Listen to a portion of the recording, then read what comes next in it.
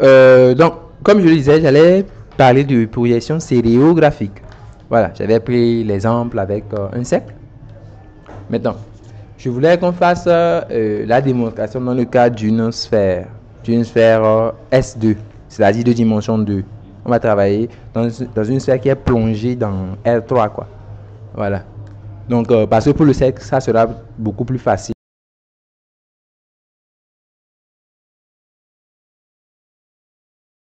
Vous avez votre sphère comme ceci. Attention, c'est plongé dans R3. Donc, c'est un truc peut-être comme ça, par exemple. Bon. Composer. Voilà. Donc, voilà. Nous avons le centre. Voilà, nous avons ici le pôle nord. De l'autre côté, le pôle sud. On prend un point qui est sur la sphère. Donc, le P là, vous devez comprendre qu'il est sur la sphère, pas dans la sphère, sur. Voilà. Et donc, il faut tracer quoi? Donc, on a un plan équatorial. C'est-à-dire que le plan là, ce gars-là, c'est un plan en fait, qui s'étend donc ici. Hein, ça s'étend. Donc, vous tracez, on sait que la projection stéréographique du point P, voilà, il faut tracer la droite NP. Il faut tracer la droite NP. La droite NP va passer à l'intérieur de la sphère, elle sera en pointillé ici, pour dire que ça va passer dans la sphère, quoi. Donc, nous, on ne doit pas la voir de notre côté. Et après, elle sortira comme un truc comme ça, voilà. Et donc, elle va toucher le plan en un point. Je suppose que quand vous prolongez là, ça touche le plan équatorial en un point qui est l'image. C'est ça qui est l'image ici. Qui est notre ISN de quoi? ISN de P. De la même façon, vous pouvez tracer son image par la projection stéréographique sud en rejoignant la droite PS. Voyez-vous? Donc, vous rejoignez la droite PS comme ça. Voilà. Et là aussi, cette droite PS va toucher le plan équatorial en un certain point qui sera IS de P. Voyez-vous, bon, je le place par exemple ici. Ok, c'est IS de P. Voilà, les points là doivent être alignés, le centre, voilà, tout ça. Donc, de telle sorte qu'on a une situation comme celle-ci. Hein. Voilà, donc c'est ça la situation, quoi. Ça, ce que l'on me fait, c'est. En fait, le point P, il est sur la sphère. Il est dans un espace de dimension 3. Donc, il est repéré ici par ces coordonnées P1, P2 et P3. Voilà. ISN de P sera, en fait, il sera dans le plan. Hein. ISN de P sera dans le plan équatorial. Et comme dans un plan équatorial, vous allez définir en fait un axe des abscisses. Vous voyez ce que je veux dire? Vous allez définir un axe d'abscisse, un axe ordonné. L'axe des X et l'axe des Y. Par exemple, l'axe des X est comme ça. Par exemple, l'axe des Y est comme ça. Donc, le ISN de P sera caractérisé par, vous voyez, il a une abscisse et une ordonnée. Voilà. De la même façon, pourquoi? Pour IS de P. Le point P lui-même, pour trouver ses coordonnées, on projette dans le plan du bas, on trouve son abscisse, son ordonnée, et même sa côte en projetant comme ça, vous voyez. Alors là, le dessin devient un peu plus chaud. Mais bon, vous comprenez l'idée. Chaque point avec son abscisse. Donc, ISN de P. Ici, ISN de P, on va prendre ses coordonnées état 1, état 2. Voyez-vous. Et IS de P, on va prendre ses coordonnées quoi? Sigma 1, sigma 2. Et donc, tout le travail pour expliciter ISN de P, il faut exprimer état 1, état 2 en fonction de P1, P2, P3. Sigma 1, sigma 2 en fonction de P1, P2, P3. C'est tout le travail que nous voulons faire. Je vais faire un nouveau schéma dans lequel ça sera beaucoup plus visible à voir et on va faire le travail. Ok? Voilà. Maintenant, le second schéma que je vais faire, je ne vais pas dessiner la sphère parce que c'est encombrant, justement. Je vais juste dessiner les trois axes dont on a besoin. Voilà. Comme ceci. Admettons. Voilà. Donc, supposons que le pôle nord se trouve ici. C'est le pôle nord de notre sphère. Elle se trouve ici. Et le point P que vous avez pris, supposons qu'elle se trouve ici. Donc, vous avez eu à tracer la droite NP comme ça. Cette droite a coupé la chose peut-être en un point qui est ici. Voilà, qui est notre ISN de P. Vous aurez compris. Voilà. Donc, pour simplifier, je vais ramener ici. Voilà. Je montre que c'est ici. Maintenant, vous projetez ce point à son tour ici. Vous projetez ce point pour trouver l'abscisse, quoi. Ça, c'est l'abscisse de ISN de P. Hein. Ça, c'est l'ordonnée. Voyez, comme c'est celui-là, la projection, donc ça c'est état 1, l'autre état 2, puisque la projection c'est is n de p. Donc voilà, vous comprenez que ici c'est état 1 et que l'autre c'est état 2. Voilà, le point P lui-même, voilà, je vais rejoindre en fait cette de droite comme ça. Voilà, je vais repérer le point P lui-même. Donc la parallèle à cette droite passant par P, voyez-vous, ça va donner quoi? P3. Ça va donner P3. Et ce point-là, quand vous projetez comme ceci, et aussi comme cela, et comme cela, voilà, en prenant les parallèles, hein. Notez bien. Voilà. Donc, état 1, état 2. Ici, vous devez avoir P1. Donc, ici, c'est P1. Ici, P2, n'est-ce pas? Puisque le point P va se coordonner. P1, P2, et de l'autre côté, P3. Voilà. Donc, vous avez, je pense, assez de choses sur votre figure pour travailler quand même. Voilà. Donc, si vous voulez trouver la relation état 1, état 2, P1, P2, P3, voilà, vous allez voir en fait que vous êtes dans une configuration de Thalès. Si vous voyez bien, ces deux droites, la droite ici et celle ici sont parallèles entre elles. Voilà. Mais ici aussi, voilà, dans l'autre triangle ici, la droite qui est ici et celle qui est ici, celles deux sont parallèles. C'est pas tout aussi. La droite qui est ici, la droite qui est ici, elle est parallèle à la droite qui est ici. En fait, il y a trois triangles ici. Donc, non, comment appliquer le théorème de Thalès, voyez-vous. Voilà. Je rappelle que le théorème de Thalès s'applique comme ceci. Quand vous avez quelque chose comme ça, vous dites que celui-là sur celui-là égale à celui-ci sur celui-là. Non, non, non, non. Attention. Voilà. Je reprends. Donc, c'est celui-là sur celui-là égale à celui-là sur celui-là égale à celui-là sur celui-là. C'est ça le théorème de Thalès. On va l'appliquer ici. Donc, prenons le premier triangle. Donc, celui-là sur celui-là. Ok. Je vais dire que, bon, c'est la même chose que celui-là sur celui-là, qui lui-même est la même chose que celui-là sur celui-là. Vous voyez la chose? C'est-à-dire que je pourrais donc dire que P1 sur état 1, je pourrais dire que P1 sur état 1 égale, l'autre côté c'est P2 sur état 2. Puisque en fait, ils sont égaux les deux à ce qui est ici. Celui-là sur celui-là normalement. Hein. Ouais, puisqu'ils sont tous égaux entre eux. Quoi. Donc, on aura P1 sur état 1 égale à P2 sur état 2. Et en fait, nous savons que, bon, ok, je vais un peu, le schéma est un peu encombré, comme ça. Donc, on a écrit que P1 sur état 1 égale à quoi? P2 sur état 2. Donc, c'est juste ça, le théorème de Thalès que nous appliquons. Donc, je rappelle, c'est Thalès qui s'applique ici. P1 sur état 1 égale P2 sur état 2. Maintenant, on va appliquer, on va utiliser le troisième triangle. Puisqu'on avait dit que c'est la même chose que ceci. Sur ceci, on avait dit que c'est la même chose que ce partie-là, sur cette partie, qui lui-même est encore la même chose que cette partie. Sur quoi? Sur cette partie.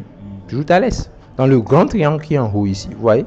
On peut encore le faire. Mais si vous voyez bien, ici c'est l'origine. Donc, la petite distance qui est ici en fait, entre N et P3 ici là, c'est le rayon ON, puisque N c'est un rayon. N c'est un point de la sphère. Donc, c'est le rayon moins P3, parce que de là à là c'est P3, vous devez savoir, de là à là c'est P3.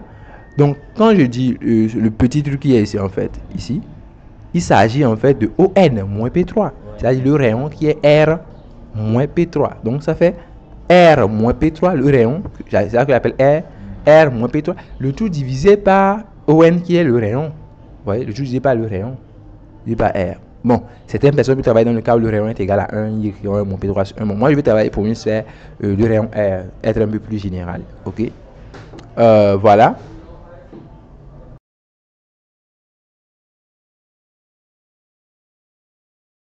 Donc, pour cela, je vais représenter le pôle sud. Voilà. Donc, supposons que vous avez votre pôle sud quelque part ici. Voilà, donc pour trouver l'image du point P, vous devez tracer la droite SP dans ce cas. Donc la droite SP, voilà, c'est elle qui nous donne l'image du point P par la projection graphique sud. Voyez-vous? Voilà. Et donc, vous aurez, voilà, pour image, quel point? Le point qui se trouve à l'intersection ici. Voilà. Et donc lui aussi il possède voilà, son abscisse que vous appelez sigma 1, son nom donné, sigma 2. Et vous appliquez aussi les relations correspondantes.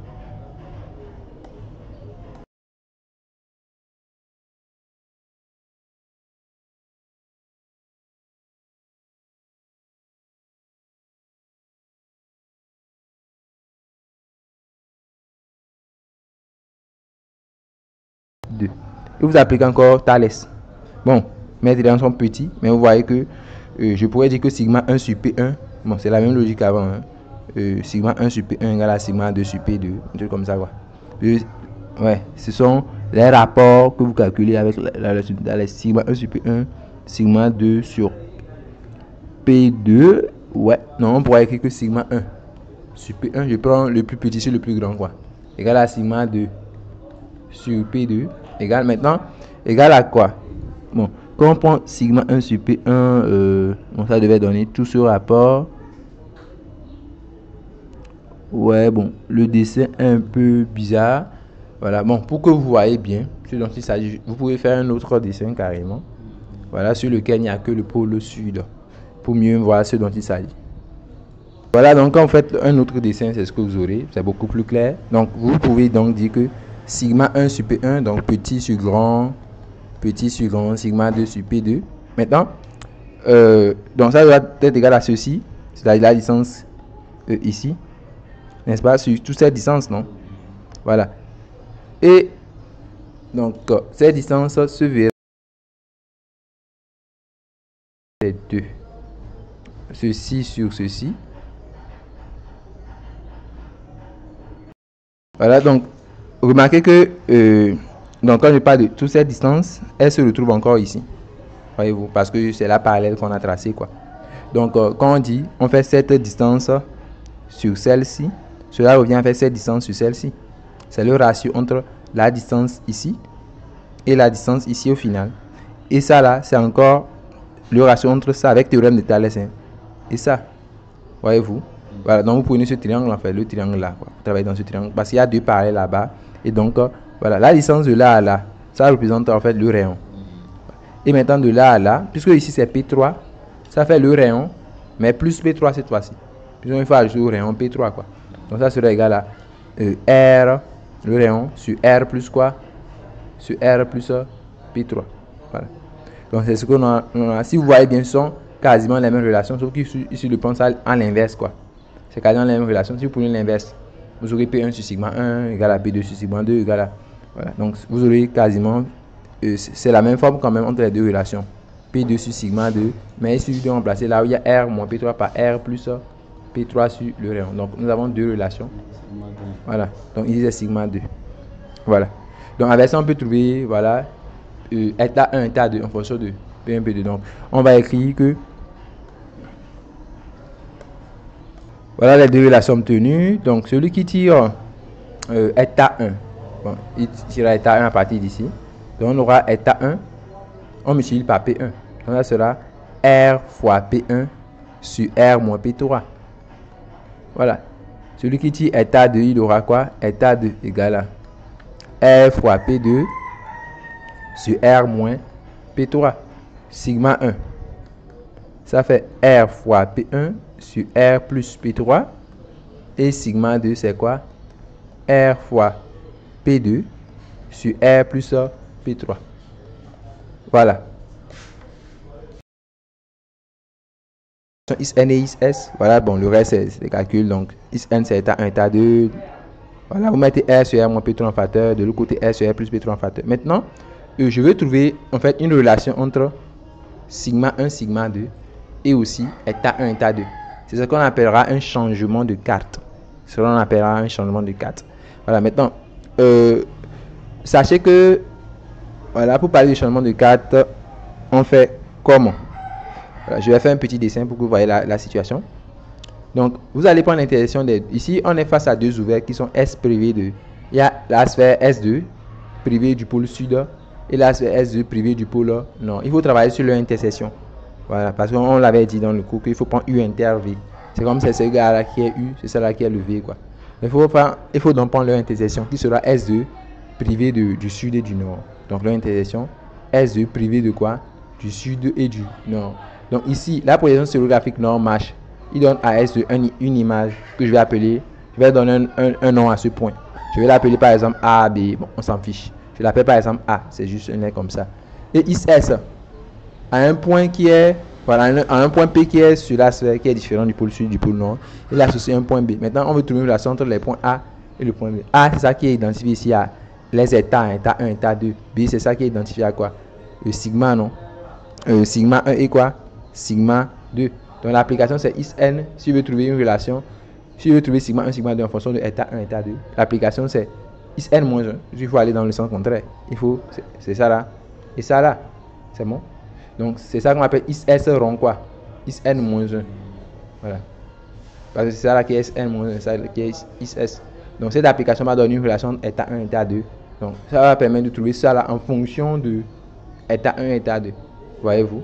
Maintenant, on va tout simplement se baser en fait sur les relations précédentes. Ces relations-là. Voilà. Donc, ça, je dis justement, ces relations donnent quoi en fait?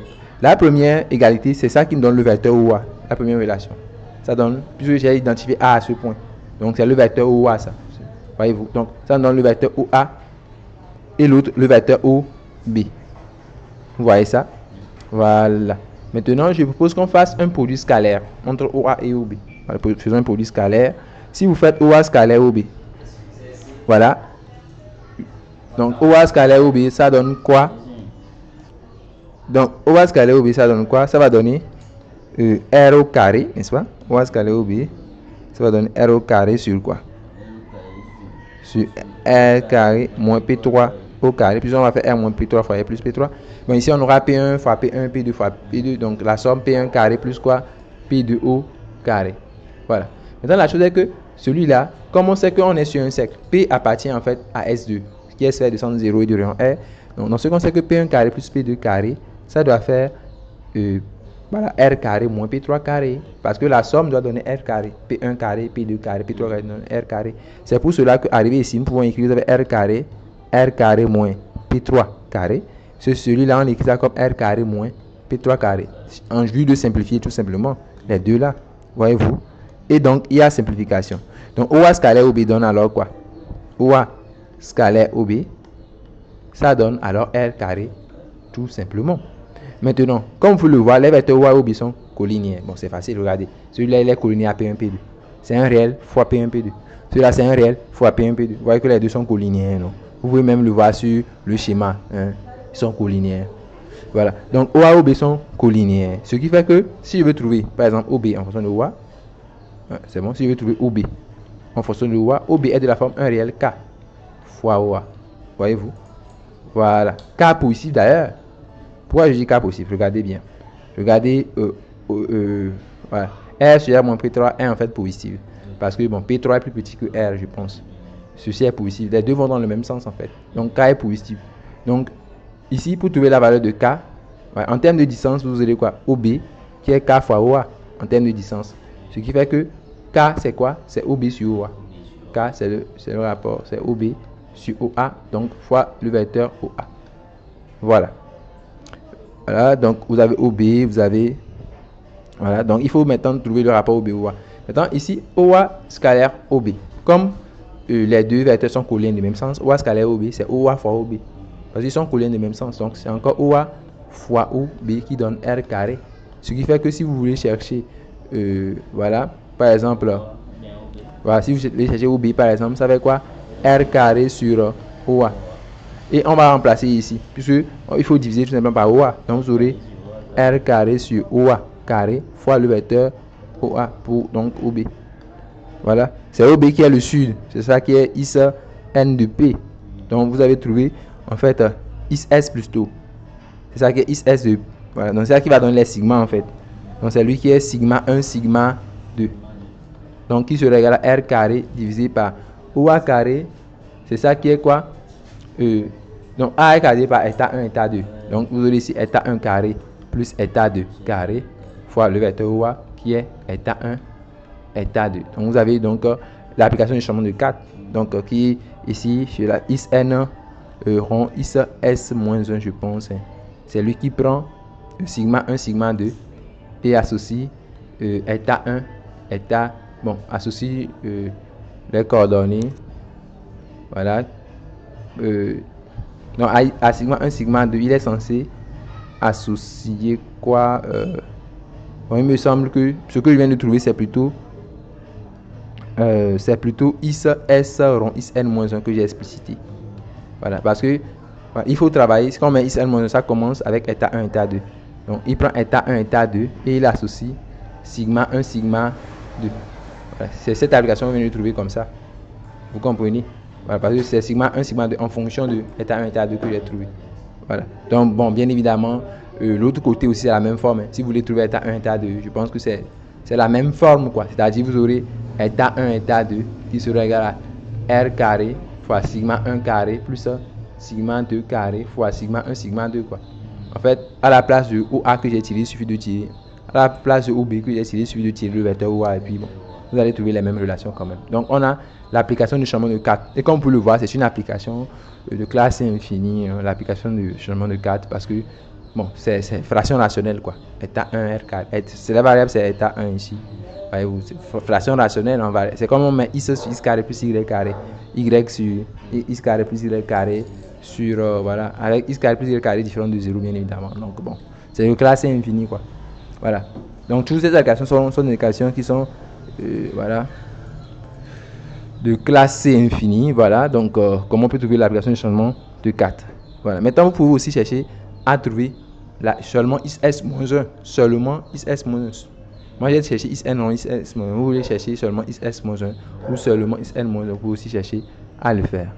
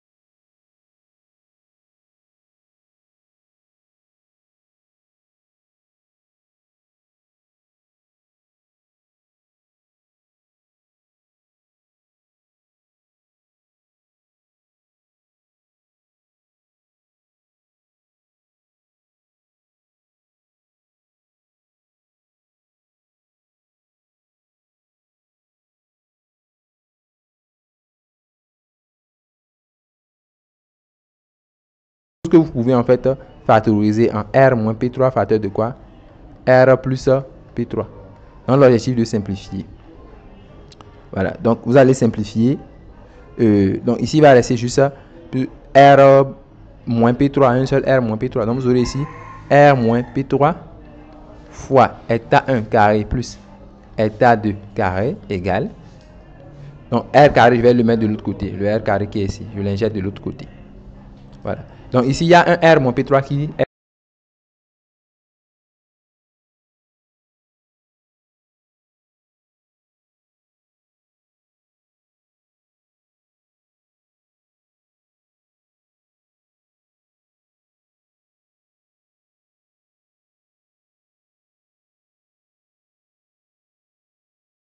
puisque j'ai R moins P3, j'ai R plus P3. Donc je peux trouver P3. Si j'ai P3,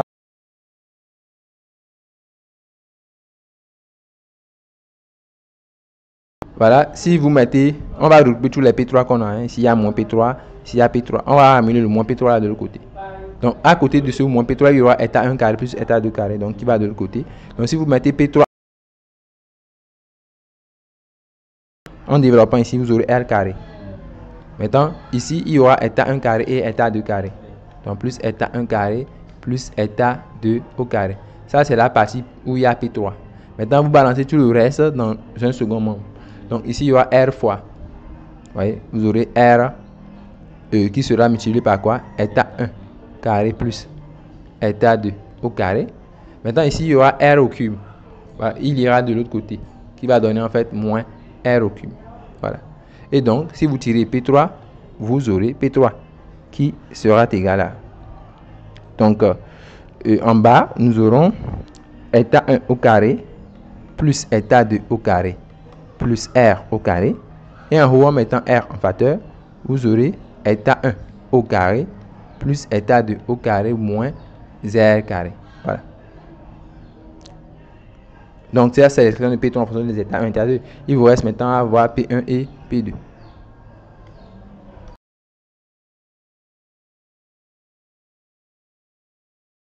Vous avez en même temps P1 et P2. Donc, P1 par exemple, P1 c'est état 1 sur R. Voilà, facteur de R moins P3. Donc, il faut faire R moins ceci. R moins ceci. Donc, vous allez voir que vous allez mettre R en facteur puisqu'il y a R moins, il y a encore R ici. Donc, vous allez mettre R en facteur qui partira avec le R qui est ici. Donc, finalement, c'est seulement état 1 qui va rester ici. État 1. Voilà. Donc, quand vous faites R moins P3 en mettant R en facteur, il va rester 1 ici. Donc, vous aurez 1 moins tout ceci. 1 moins en fait ce qui est ici, quoi. 1 moins ça. En faisant 1 moins ça, vous verrez que la partie état 1 carré plus état 2 carré, ça va partir. Si vous faites 1 moins ce truc-là que j'ai entouré, voyez, la partie état 1 en faisant la chose, vous aurez 2R carré en haut. Vous aurez 2R carré en haut. Et vous aurez en bas état 1 carré plus état 2 au carré plus quoi?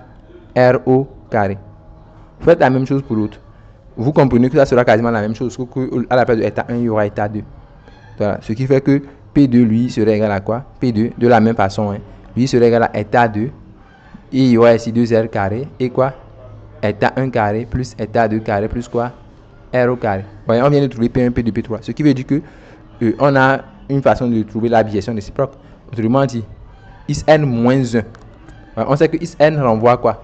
ISN lui-même renvoie P1, P2, P3 sur état 1, état 2. La réciproque renvoie de état 1, état 2 est égal. Vous allez voir que c'est ça qui va donner P1, P2, P3. En gros, vous allez écrire P1, P2, P3. Mais vous allez voir qu'il y a des facteurs communs. On peut faire donc une mise en facteur. Si vous voyez par exemple l'expression de P3, je vais mettre en facteur R sur. Vous voyez, je vais mettre en facteur ce truc-là. Parce qu'il y a ça ici, ici. Je peux avoir ça partout. Donc, je vais mettre en facteur R sur R carré plus état 1 carré plus état 2 carré. Ce qui fait que au niveau de P1 d'abord, si on met R sur ça dans le facteur, il va rester 2R simplement. Il va rester, bon, 2R fois état 1 quand même. 2R état 1 et de l'autre côté 2R état 2. Donc, vous aurez ici 2R état 1.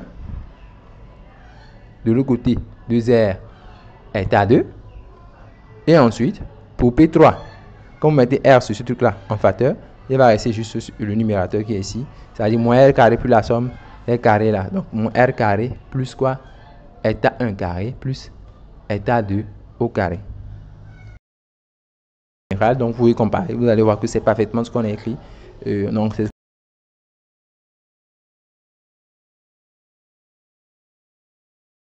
obtenu les bonnes réponses. Voilà. Donc, c'est tout pour cette vidéo. On se dit à la prochaine.